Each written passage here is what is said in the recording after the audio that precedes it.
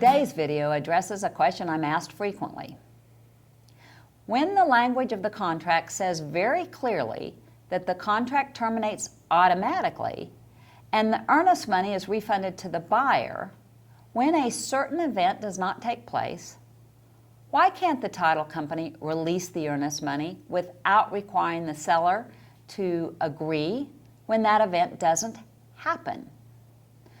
For example, under the sale of other property, the addendum says, if the contingency, which is the sale of buyer's other property, is not satisfied or waived by buyer by the above date, the contract will terminate automatically and the earnest money will be refunded to buyer.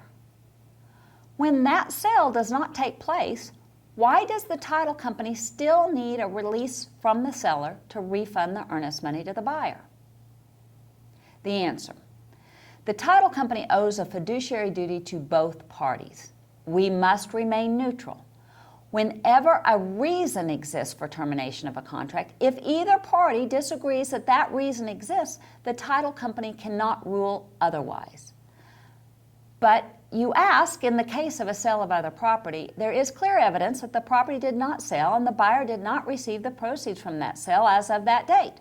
What more does the title company need to prove that the reason exists? As a fiduciary, we don't get to act as judge of the facts. Case law consistently holds parties to a contract are required to make reasonable efforts to comply with the terms of the contract.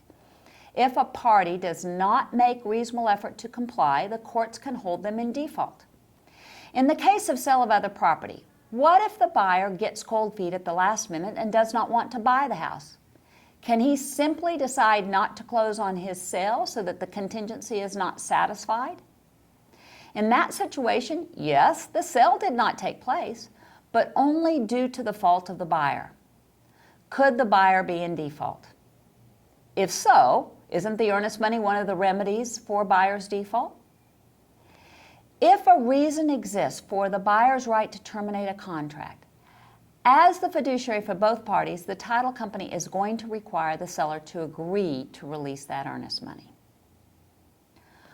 Only with proper termination under the option period will the title company be able to release earnest money to a buyer without seller's consent. Why is that?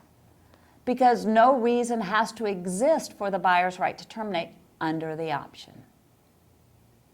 I hope this helps you understand the title company's position. If you have additional topics you would like me to address, please email me at tipoftheweek@allegiancetitle.com. Allegiance Title is your trusted resource for results. Thank you.